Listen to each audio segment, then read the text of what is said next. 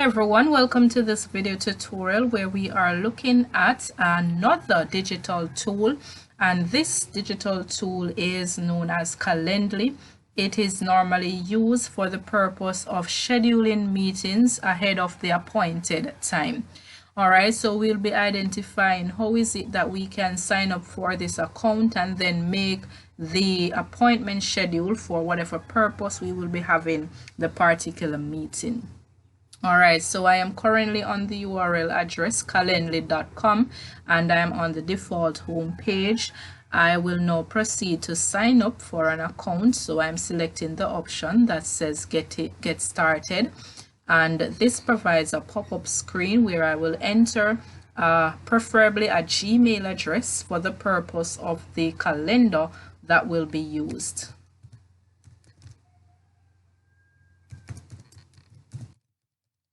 Right, and then once we provide the Gmail account, we should be able to select the option that says sign up. This will now take us to another screen where we get the button to sign up with Google, and this will allow for us to just do the button click to get into our Gmail account. I currently have my Gmail account logged in, and so I am seeing that option to click. If you don't have your Gmail account currently logged in, then you would be able to see the option to enter your username and password to get logged in. So I'm going to select my Gmail account here that I'm using the Calendly for. Following that, I am then provided with the prompt screen to allow for Calendly to be able to utilize my Google Calendar in my Gmail account. So I'm selecting the option that says allow, and then this now will take us to a screen that is on the default setting for the Calendly. So here we get the welcome screen, and it provides us some basic setup information. We could select the option to set up later, or we could fill in some of those information at this point. So the only thing that I will be changing based on my time zone, I will be changing from the ETC to the Bogota, right? So I'm selecting that, and then that would be the time zone that I am choosing from mine. So I'm selecting continue at this point to reach to the next screen. For this, I am not making any changes, so I'm selecting continue. All right. And then the third screen will show a pop-up for the availability. For now, I am gonna leave the available hours as is. I only want to make some changes to the available dates. So for my purpose, I will only be using the Thursdays and Fridays for particular meetings. So I'm gonna be deselecting rather Monday, Tuesdays, and Wednesdays from that list. So I only want Thursdays and Fridays on my listing. Then I'm going to proceed to continue. All right, for this purpose, what am I using the Calendly for? They have different options there. For mine, I will be using it for the education purpose. Having done that, I select again continue, and then we receive the pop-up screen to indicate that we have a 14-day trial window, and from here I can now proceed to get started. So I'm selecting my get started, and then I will be redirected to the Calendly homepage. All right, I currently have two pop-up boxes to my right. I'm currently not going to be using those, so I will be selecting the X option on each just to remove those. At this point, we currently have a default booking that is there at this point. In my case, just to start fresh, I'm gonna first remove this so that I can do a very new one. All right, so I'm deleting that, and then I want to restart a new one on my own. All right, so from here I will proceed to select the option that says new event type, and this will allow for me to create a event type from scratch. Having clicked on the create new event type, I will be prompted with a number of selections, but for our purpose and the fact that we'll be using a free account for this demonstration, I will be selecting the option to do a one-on-one type of schedule. All right, so I'm selecting that, and then this will now take me to the screen where I can add my event information. All right, in the first section, it gives us the name of the event slot where we can enter the type of event that we will be creating. So let's say I want to create a parent teacher consultation thereabout. All right, because this was for educational purpose, so this would be between educator and parent meeting. All right, so this would be our event name, and then we have the location. What means will we be conducting this type of appointment? So we can click the drop down menu and we'll be able to see a number of applications that we can use to conduct this meeting. For our purpose, we will be using the Google Meet, so I'm selecting that option from the listing. All right, the next area that we have is the description or the instruction, and in this section we would just provide an overview of the purpose of this type of event. So let's say the purpose of this event is to conduct a parent teacher consultation. And that would give an overview of what the meeting will be about. As we proceed further down on this screen, we have the event link, and we will just leave the default that is provided there as the event link, and we have a final option in this section where we can be able to change the event color. So for the event color, we can select a color of our choice, right? So I change mine to the blue, and then I'm gonna select next. All right, so having clicked on next, it save our progress so far, and then we're now at the section to start creating our booking. So for the booking section, the first part that we have to begin with is the date range. We have 3 options there where we can schedule as to when the meeting sessions will be held. We have a 60-day calendar set, and we could also choose from that for additional business day. We have a second option within a date range, so we can decide exactly what dates our meetings will be held. And then we have a third option for an indefinitely future, so this one would be ongoing without us having to return in to make edits. But for our purpose, again, we're going to be selecting the within a date range. All right, within this section, we can click in the box that is there to identify what dates we want to highlight for our meeting. All right, so I'm selecting in this option, and once I click in that, I am provided with a calendar.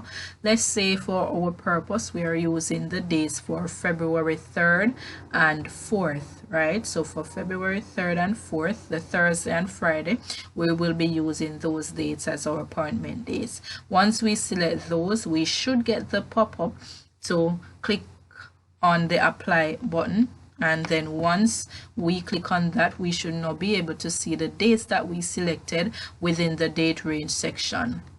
All right, once we complete that, we want to proceed to the part that asks for how long is it that we want each meeting to last for. So in our case, we want to change this to a custom time. So we have 15 minutes, 30 minutes, 45, 60, and we have a custom time. So we want to utilize the custom. Let's say our meeting is expected to last 5 minutes for each one-on-one session. So we will be able to enter our 5, and then the minutes is already there to highlight that each session will last for 5 minutes. All right, so our duration is there. The next section that we have is the availability of our event type. So we have two options. We can use an existing schedule, or we can create a customized one based on the hours that we want our meeting to last for. So we click on the select custom hours, and this will give us a breakdown of the days, and then we can make adjustment to what time our sessions will last. So again, the only two dates that we're using for our purpose were the Thursday and the Friday. That would also match back to the 3rd and the 4th of the month February that we selected earlier. So for each of these days, we want to identify what is our starting time for the meeting, what is our ending time. So we're going to start off with the day Thursday, and let's say our meeting will begin at 8:30 a.m. and in light of the fact that the meeting will go throughout the day, we are gonna have a session where we technically break for lunch. So let's say we go from 8:30 to 12, right? So we change this time to 12 to indicate that this will be the time where we break to start lunch. And then now if we want to continue after lunch, so let's say lunch is an hour, so we want to start back taking our one-on-one session after our lunch hour, then we can select the plus sign to the right of the Thursday date, right, to give us a second time slot to continue the meeting. So in this case, lunch is an hour, so it would start from 12 and end at 1, right? So in this case, our next start time would be from 1, right? So 1 in the afternoon is 1300, and let's say the ending time would be 1500. All right, so from 1 to 3 p.m. So we're looking for 1500, and then this gives us to say that our meeting begins at 8:30. We go up to 12 where we break for lunch, and then we're gonna resume after lunch starting 1 to 3 p.m. So we can also make this adjustment for the Friday using the same pattern. So again, we made the changes for the default dates that are there. So we're gonna start 8:30 to 12.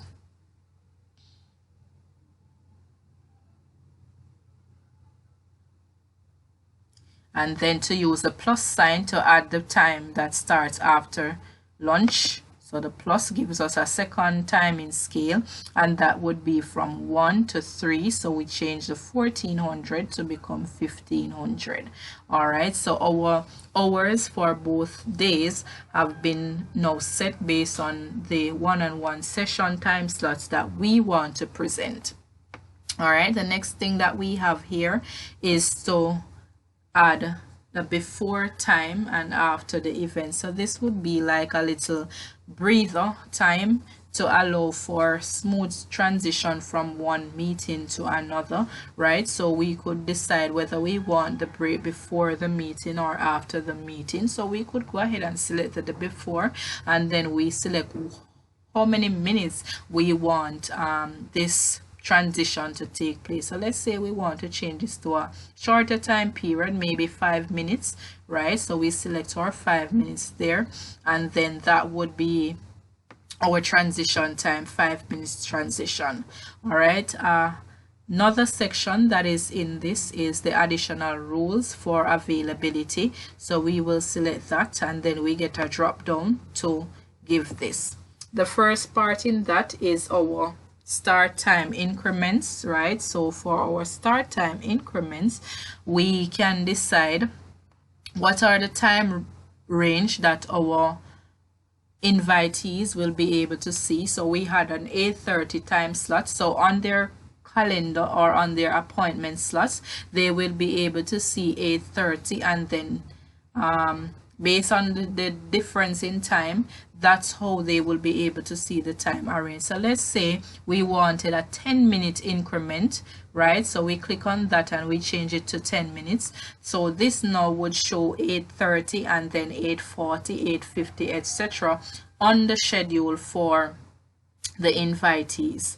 All right, so This will also allow for the transition of the 5-minute breather to also be acknowledged in this time frame or increment here. For the scheduling conditions, it asks how long before the meeting do we want the invitees to still be able to schedule their meeting. So the default 4 hours is there. You could be able to change that based on your personal preference, but we'll just leave the default for that section. All right, the time zone, that will remain on automatic based on the device that you'll be using, and then the time zone that the device is using. So it automatically will be able to adjust on the different person's devices. All right, and then the last part, the secret event, we leave that unchecked, and then we will select next. All right, so that then would have provided the completion of our booking event section. So there's another thing that we wanted to focus on for this, which is the additional options. And let's say for the purpose of this parent consultation, we wanted to collect some information such as the child's name, the class that they belong to, and maybe a contact number. So this section that has the additional options would provide for us to make or apply additional questions. So I'm clicking on the option that says invite questions, and we have the name to indicate who is it that is filling out this information here, right? We are now proceeding to add a new question. So for the first question, we want to capture the child's name. So we have once we click on the question option, we get a pop-up box, and then we enter student's name. All right, apostrophe, and let's say we want this to be a required question. We click the checkbox to indicate that the parent or guardian must enter the name of the child that they are participating in the meeting on behalf of. All right, we leave it as a one line, and then we apply. All right, that was an error pop-up box. So when we check here now, we are able to see the student's name. All right, and then we can proceed to enter an additional question to ask for their class name, right? And again, we select the required to indicate that this is required, so they would be able to enter which class the child belongs to. Following that, we again apply, and we said we wanted a third question asking for a contact number. So again, we add a new question, so parent contact, just in case something went wrong with this appointment setting on their end, or something was not sent out properly, then we could make some contact in regards to the time slot or whatever the purpose might have been. Again, it could be required where the contact number is entered, and the answer type, there is an option to enter contact, so we change it from a one line and select the phone number option. Having done that, we're going to apply, and now we're able to see the 3 questions that we added, that as an addition to the question that was already there. So now we would proceed to save this and close that. All right, we won't be using these in any excess here. So the next thing, well, notification, if it is that you want some notification to be sent out to these persons, then you could indicate that as a reminder, email reminder, to provide for some updates to them to say that they have a scheduled event and what time it would take place. So for the event reminder, it could be sent as a email, so that could be turned on, right? And then they would be able to see or receive that email. It could be done as a follow-up or a text reminder, etc. So that was an additional thing. All right, so technically we have completed our event. We have prepared our event, so now we can return to our home page where we can see the event that we just created. So we click on either the back button, the home button, or the C here. So I'll click on the C, and we will be redirected to the Calendly default screen.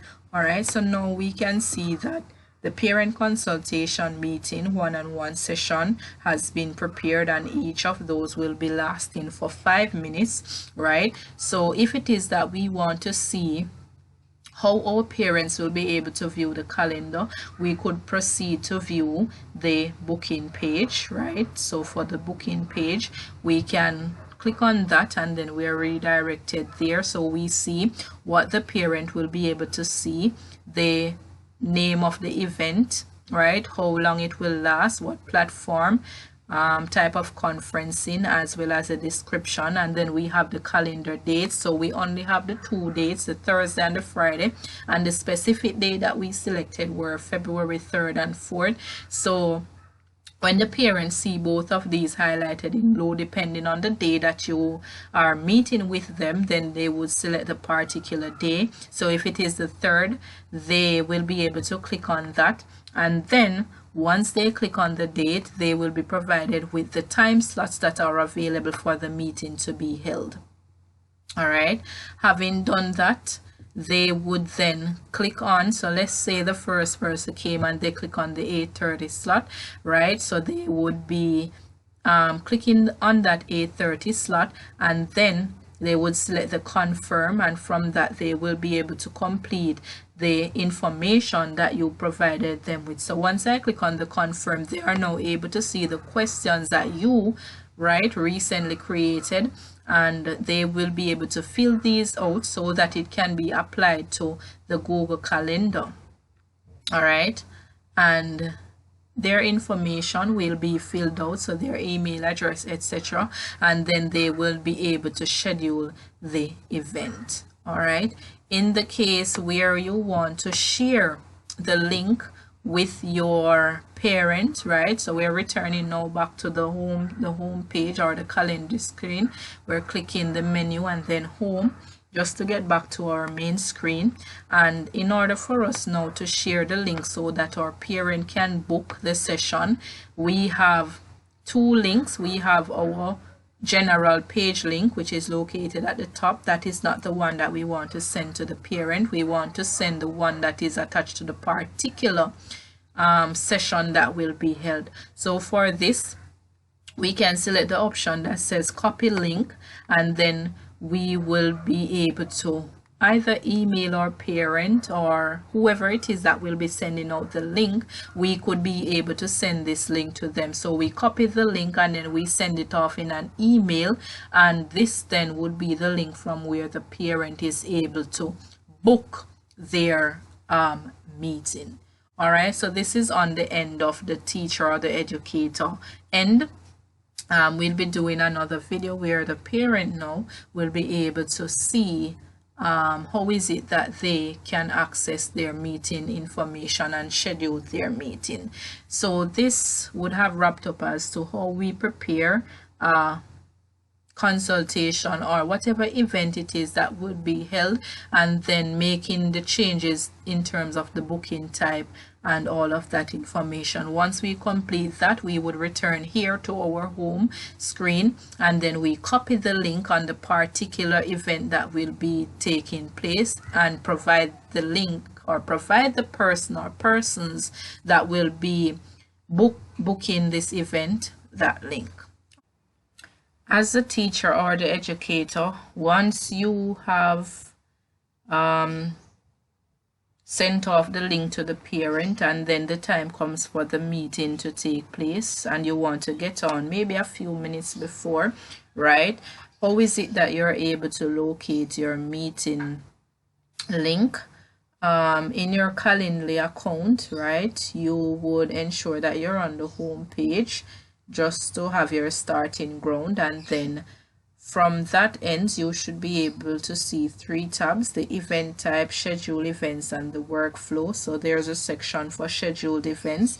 You will go to that section, and then under upcoming you should be able to see the meetings that have been placed on the calendar and appointed that you will partake in, and the different time slots that will be available for those meetings. So your meeting links, as a teacher you would be able to access those from the schedule events, and then they would be listed out. So I currently only have one person that was able to confirm, and this confirmation is showing here. So when I click on this one to see the details, the only thing from this point, as the person who is hosting the meeting, I could just automatically join the meeting using the link that is there, right? So once I click on that, then it should bring me to the Google Meets, and then from there I could admit myself, and then I wait for the person or persons to join the meeting. So for the